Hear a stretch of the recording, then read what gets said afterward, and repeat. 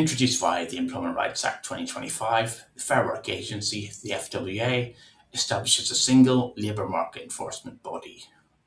This brings together HMRC's National Minimum Wage Enforcement Teams, the Employment Agency Standards Inspectorate, and the Gangmasters and Labour Abuse Authority.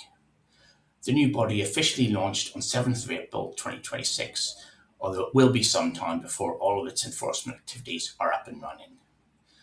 The FWA will initially focus its attention on enforcement in the areas of modern slavery, labour exploitation, and regulation of employment agencies.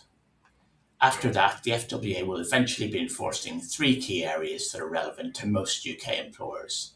Firstly, the national minimum wage, which has been outsourced back to HMRC until April 2027, when the FWA will take it over. Secondly, holiday pay, which it will be enforcing from sometime in 2027.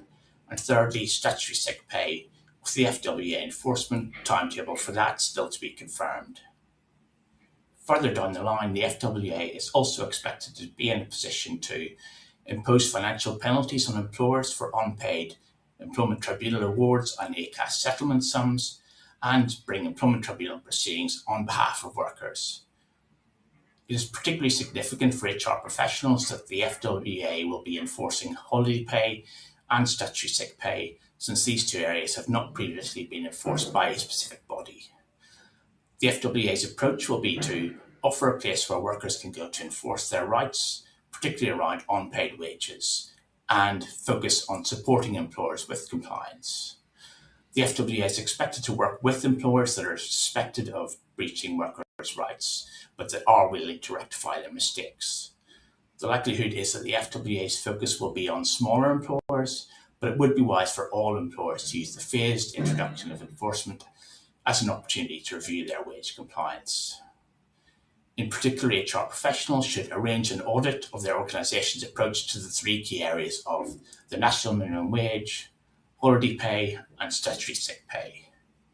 HR professionals should keep up to date with the FWA's evolving enforcement strategy so that you know which areas are high risk.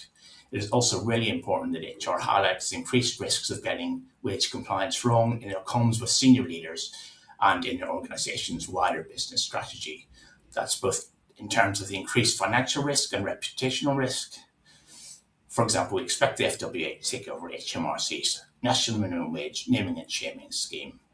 Large employers have fallen foul of this scheme in the past, and you don't want to be that HR professional or payroll specialist faced with having to explain reputational damage for national minimum wage underpayments.